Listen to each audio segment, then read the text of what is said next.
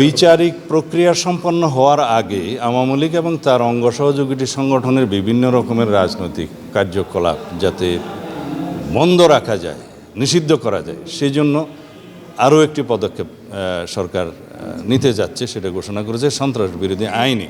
তা আমার মনে হয় এই সন্ত্রাস বিরোধী আইনে একটু সংশোধনী আনতে হবে, সেজন্য করে এটা বিচারিক প্রক্রিয়া শেষ না হওয়া পর্যন্ত যে তাদের রাজনৈতিক কর্মকাণ্ড নিষিদ্ধ ঘোষণা করবে সেটাকেও আমরা স্বাগত জানাই। কি সংশোধনটা আনতে হবে, মানে এখানে কোন জায়গাটায় সেটা আইন উপদেষ্টার সাথে আমি কথা বলেছি, আপনারা বিস্তারিত এখানে সেই সময় নেই। এইখানে আপনাদের বুঝতে হবে রাজনৈতিক দল হিসাবে আওয়ামী লীগকে স্বীকৃতি কি এখন পৃথিবী দেয়, দেশের মানুষ দেয়?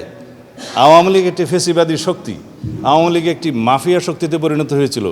আওয়ামী লীগ দীর্ঘদিন ফেসিবাদ এবং মাফিয়াতন্ত্রের চর্চা করেছে বাংলাদেশের মানুষের উপরে, এবং তারা যে অত্যাচার, নিপীড়ন, নির্যাতন, গণহত্যার মধ্য দিয়ে তাদের পরিসমাপ্তি ঘটিয়েছে, নিজেদের রাজনৈতিক মৃত্যু ঘটিয়েছে।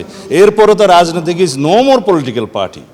এটা একটা মাফিয়া পার্টি, এটা একটা মাফিয়া শক্তি, এটা একটা ফেসিবাদী দল। সুতরাং রাজনৈতিক দলের কোনো তকমা দিতে চাই না। আওয়ামী লীগের ডিএনএতেই গণতন্ত্র নাই, রাজনৈতিক চর্চা। আওয়ামী লীগ নিষিদ্ধের ব্যাপারে বিএনপির পার্টিসিপেশন, মানে শাহবাগে যে আন্দোলন হচ্ছিল না, ওইটা নিয়ে একটু সমালোচনা। শাহবাগে কেন যাব? আমাদের দাবিতে আমরা মাননীয় প্রধান উপদেষ্টাকে দীর্ঘ কয়েক মাস আগেই লিখিতভাবে দিয়েছি, মৌখিকভাবে দিয়েছি। আমরা বিভিন্ন সেমিনার, সিম্পোজিয়ামে বলেছি, বিভিন্ন অনুষ্ঠানে বলেছি।